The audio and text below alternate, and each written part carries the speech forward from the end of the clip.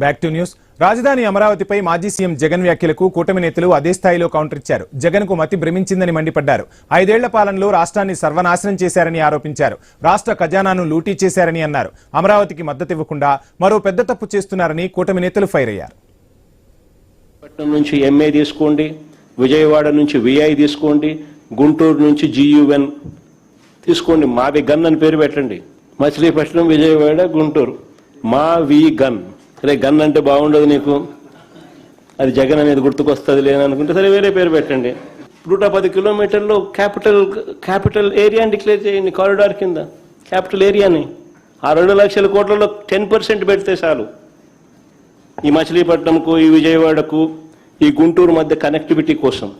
లేదు దీంట్లో స్కాములు చేయలేము, ఆల్రెడీ రోడ్లు ఉన్నాయి, ఆల్రెడీ ఇన్ఫ్రాస్ట్రక్చర్, ఇంకా స్కాములు చేసేదానికి అవకాశమే లేదు. మేము ఆ 2 లక్షల కోట్ల స్కామ్ ఏమి కనపడుతుంది, మాకు 2 లక్షల కోట్లే పెట్టాలా, ఆన్నే స్కాములు చేయొచ్చు మేము. రాష్ట్రం ఎట్టుపోతే మనకేమి.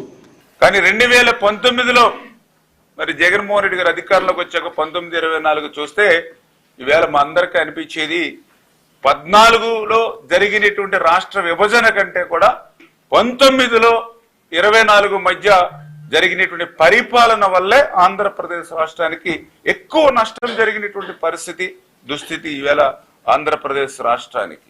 ఆ సైకో కాస్త కామెడీ సైకో అయిపోయింది.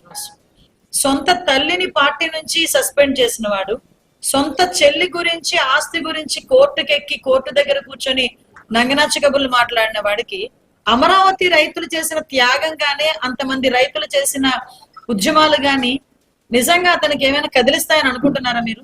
ఆ పిచ్చి పరాకాష్ఠకి చేరిందనమాట. పిచ్చి పరాకాష్ఠకి చేరి మినిమం నాలెడ్జ్ లేకుండా మావి గన్ అంటే, అఫ్ కోర్స్ ఆయనకి గన్ కల్చర్ లేకపోతే గొడ్డలి కల్చర్ చాలా కామన్ ఆయనకి. ఇది ఒక చరిత్ర.